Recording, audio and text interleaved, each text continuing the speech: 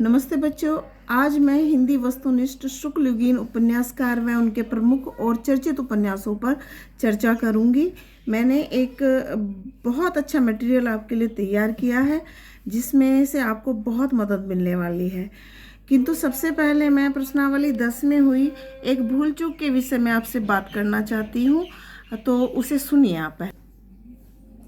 प्रश्नावली 10 के प्रश्न नंबर 7 में मैंने एक बात बताई थी कि प्रेमचंद का जो मूल नाम है वह अजायब राय है। यही मुझसे एक गलती हुई है, या तो व्यस्त शेड्यूल के कारण मान लें, और इस भूल को मैं फिर से सुधार रही हूँ कि प्रेमचंद का मूल नाम धनपत राय श्रीवास्तव था। वह उर्दू में नवाब राय के नाम से लिखते थे, हिंदी में वे प्रेमचंद के नाम से लिखते थे।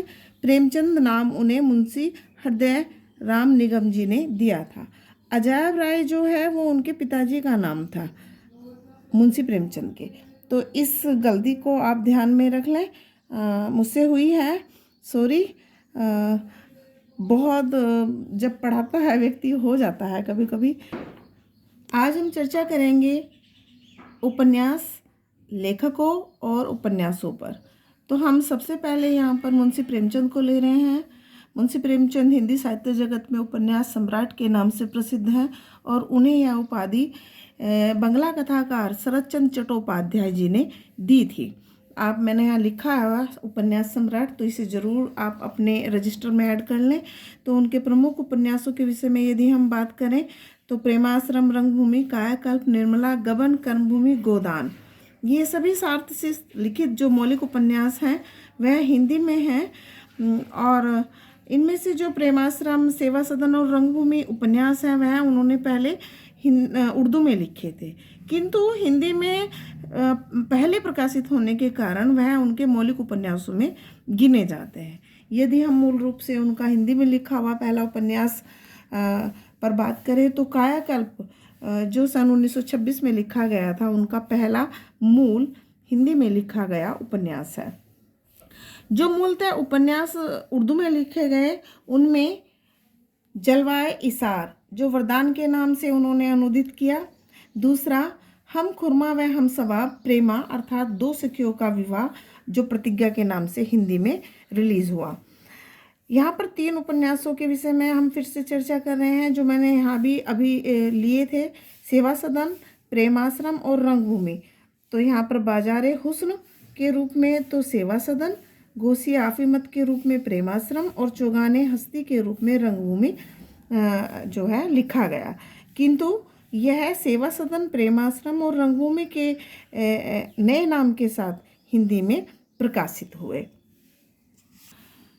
अगले उपन्यासकार हम देख रहे हैं राजा राधिका रमन प्रसाद सिंह को, और उनके प्रमुख 4 उपन्यासों में नवजीवन, तरंग, माया मिली न राम व राम रहीम है। और राम रहीम इनमें सबसे महत्वपूर्ण है और ये अक्सर प्रश्न पत्रों में पूछा जाता है। 1936 ईस्वी में लिखा गया था। तीसरे महत्वपूर्ण उपन्यासकार हिंदी साहित्य जगत के प्रमुख कवि, छायावाद के प्रमुख कवि बाबू जयशंकर प्रसाद जी हैं, और यहाँ पर उन्होंने 3 उपन्यास लिखे हैं और तीनों ही बहुत महत्वपूर्ण हैं। यहाँ पर कंकाल, तितली और इरावती उनके उपन्यास हैं। तो कंकाल जो उनका पहला उपन्यास भी है, यहाँ प्रथम उपन्यास को भी आप लिख सकते हैं, और तितली उनका दूसरा उपन्यास जो 1934 में लिखा गया। इरावती प्रेमचंद के जो उपन्यास है मंगलसूत्र, वो जो अधूरा रह गया था, ऐसे ही इरावती को भी बाबू जयशंकर प्रसाद पूर्ण नहीं कर पाए, क्योंकि इसे पूर्ण करने से पहले ही उनका स्वर्गवास हो गया था, इसलिए यह अधूरा रह गया। अक्सर सवाल पूछा जाता है परीक्षाओं में भी कि बाबू जयशंकर प्रसाद का कौन सा उपन्यास इनमें से अधूरा रहा, तो इरावती जो है वह अपूर्ण है, इसे ध्यान में रखें आप। अगले उपन्यासकार को हम देख रहे हैं और वह है विशंबरनाथ कौशिक। 2 उपन्यास उनके यहाँ पर मैंने इंडिकेट किए हैं, माँ और भिखारणी। दोनों बहुत ही महत्वपूर्ण उपन्यास और बार बार इन पर सवाल प्रत्येक परीक्षा में पूछा जाता है, तो दोनों को आप याद रखें। दोनों ही बहुत महत्वपूर्ण हैं, महत्वपूर्ण उपन्यास हैं ये। अगले उपन्यासकार हमारे हैं आचार्य चतुरसेन शास्त्री, और उनके प्रमुख उपन्यासों में हृदय की परख, हृदय की प्यास, अमर अभिलाषा, आत्मदाह, वैशाली की नगरवधू, वयम रक्षाम। रक्त की प्यास, आत्मदाह, अपराजिता, सोना और खून है। मैंने उनके सभी जो महत्वपूर्ण उपन्यास हैं उन्हें इंडिकेट कर दिया है। आचार्य चतुरसेन शास्त्री ने ऐतिहासिक पृष्ठभूमि पर अपने अधिकतर उपन्यासों को लिखा है। इस कड़ी में अगले जो उपन्यासकार हैं वह है सूर्यकांत त्रिपाठी निराला, और उनके 6 उपन्यास मैंने यहाँ पर आपको बताए हैं। अप्सरा, अलका, निरुपमा, प्रभावती, कुल्ली भाट और काले कारनामे। इनमें से जो 3 उपन्यास हैं अप्सरा, कुल्ली भाट और काले कारनामे, इन पर बार बार प्रश्नों को परीक्षाओं में पूछा जाता है, तो इन्हें अपने ध्यान में जरूर रखें।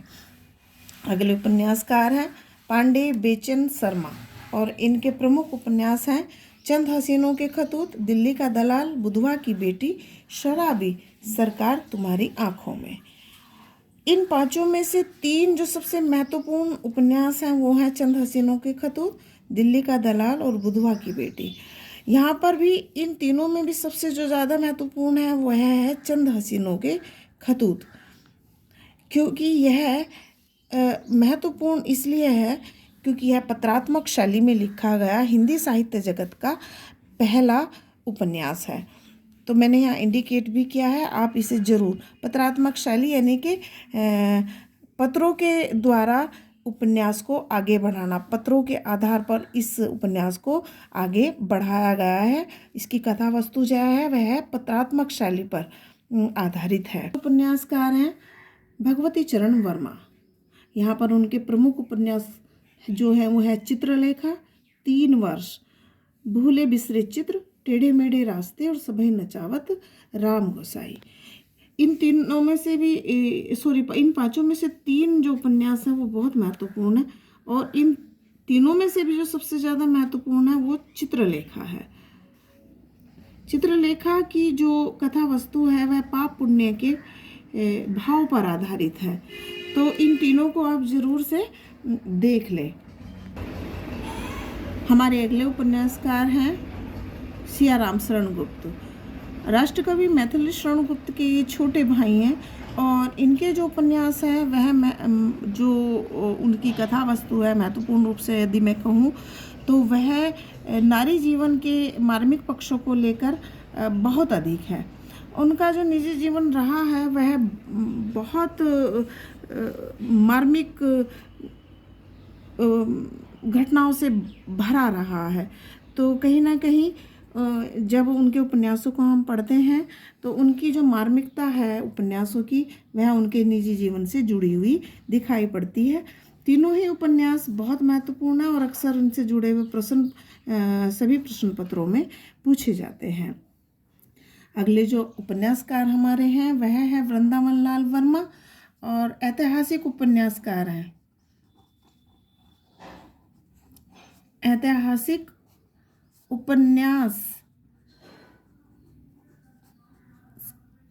लिखने के जनक हैं ये, मतलब हिंदी साहित्य में सर्वप्रथम ऐतिहासिक उपन्यासों को लिखने का जो श्रेय दिया जाता है वह वृंदावन लाल वर्मा को दिया जाता है। इससे संबंधित क्वेश्चन भी बनेंगे, तो आप देख लेंगे एक बार इनके प्रमुख उपन्यासों को। तो जो शुक्ल युग में लिखे गए उपन्यास हैं वह 6 हैं, संगम, लगन, प्रत्यागत, गढ़कुंडार, विराटा की पद्मनी और कुंडली चक्र। मैंने यहाँ इंडिकेट इसलिए किया है कि जिनका जो पोर्शन शुक्ल युग से संबंधित हाई स्कूल बोर्ड का आएगा तो वो इनमें से आएगा, लेकिन यदि सवाल ये भी बन जाता है कि उपन्यासकार तो उपन्यासकार है, कहीं से भी सवाल उठाया जा सकता है, तो अन्य जो उपन्यासकार हैं उनमें झांसी की रानी, मृगनयनी, टूटे कांटे और माधव जी सिंधिया हैं। और इनमें से झांसी की रानी, इन उपन्यासों में से जो महत्वपूर्ण उपन्यास हैं वह प्रत्यागत, विराटा की पद्मनी, झांसी की रानी और मृगनयनी है। टीवी पर भी सीरियल के रूप में एक समय चला था।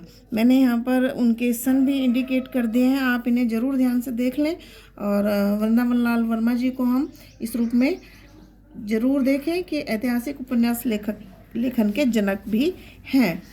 ठीक है। शुक्लयुगीन उपन्यासकारों में हमारे जो अंतिम उपन्यासकार हैं वह है ज्ञानेंद्र। तो इनके प्रमुख उपन्यासों में है परख, सुनीता, त्यागपत्र, कल्याणी, सुखदा, विवर्त और व्यतीत। तो यहाँ तक जो त्यागपत्र तक जो हैं हमारे उपन्यास वह शुक्लयुगीन हैं। इन और इसके बाद के भी लिखे हुए यहाँ पर हैं हमारे। और सबसे बड़ी बात है कि मनोविश्लेषण वादी उपन्यासकार हैं।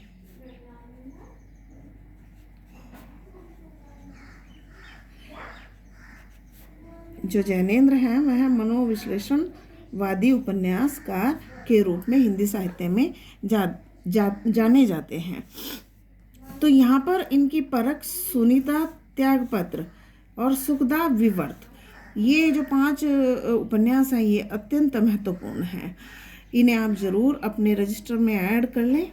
मैं आपसे ये कहना चाहती हूँ, यूपी बोर्ड के जो स्टूडेंट हैं, मेरी पहली वीडियो में मैंने आपको OMR सीट को भरना सिखाया था।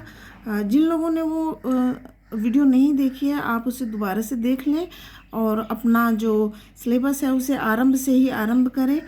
आज की जो मेरी वीडियो थी वह शुक्लयुगीन प्रमुख उपन्यासकार और उनके उपन्यासों पर आधारित थी। इन उपन्यासों में भी जो महत्वपूर्ण है और बार बार प्रश्न पत्रों में पूछे जाते हैं उन उपन्यासों को मैंने अपनी वीडियो में इंडिकेट किया है। और आपसे मैं ये कहना चाहूँगी कि मेरी वीडियो को लाइक ज़रूर करें, सब्सक्राइब ज़रूर करें। और यदि आपकी कोई हिंदी साहित्य पर डिमांड है किसी टॉपिक पर कि मैं इस पर वीडियो बनाऊं तो मुझे कमेंट ज़रूर करें। मेरी वीडियो देखने के लिए धन्यवाद।